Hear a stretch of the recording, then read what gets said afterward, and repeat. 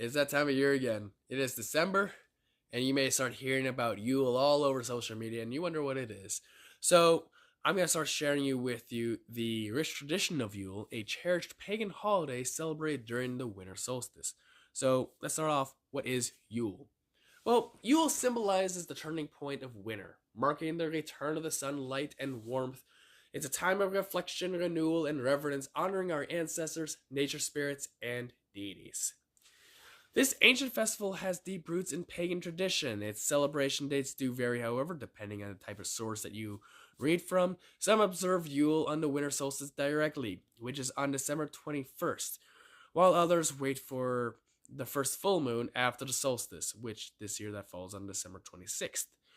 A different tradition from different other sources sets Yule on the full moon after the first new moon post solstice, which is next year, 2024, and lands on January 25th.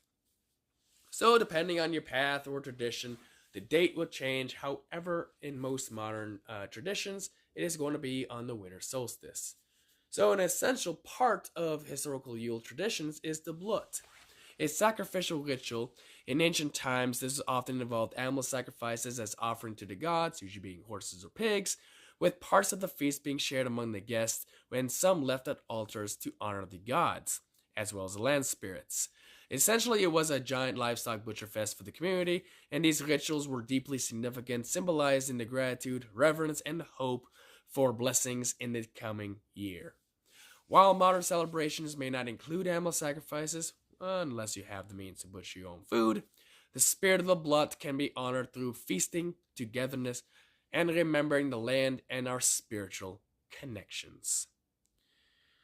Historically, if you go based off some of the writings in the Poetic Edda, in the Norse writings, Yule was a sacred festival celebrated over 3 days and nights, featuring feasting, making vows, and recognizing the potent spirits active during this period. Also, there was a lot of drinking, and I mean a lot of drinking.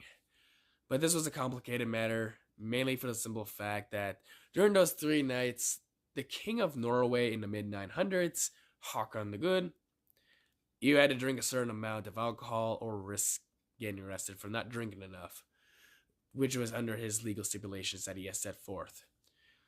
It does kind of make a rather interesting culture for potentially getting arrested for not drinking enough compared to what we are used to in the modern world where we do get arrested for drinking too much, but I digress.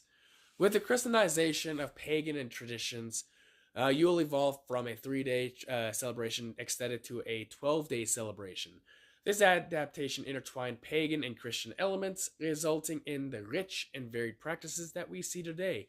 And often we see a lot of these practices in modern Christmas celebrations. So depending on his spiritual path, you might want to observe a traditional 3-day Yule or embrace the extended 12-day version, each offering its unique way to honor the ancient festival. Today we can celebrate Yule in many different meaningful ways. Creating a Yule altar with symbols like evergreens, pine cones, and candles, which sets the mood. The central Yule log, in ancient tradition, can be a real log or a candle decorated to represent one. If burning a physical Yule log isn't feasible, like you'd be living in an apartment or someplace like that, you might consider making a cake in the shape of a Yule log, a tasty addition to your celebration that even the kids will love.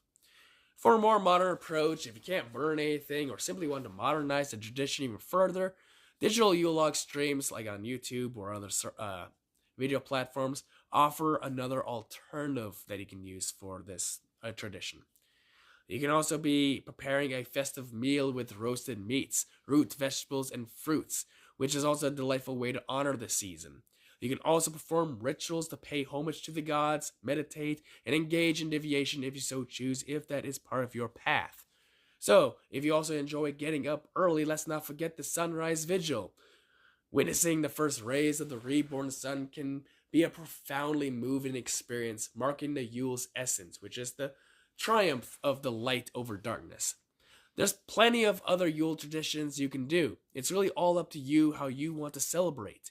So, together, let's embrace the spirit of Yule, reconnecting with our roots and celebrating the wonders of the natural world.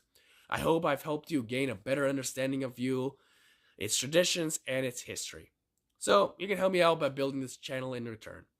Please leave a like, leave a comment telling me how you like to celebrate Yule, and share this video with your friends and family, and may you have a wonderful holiday.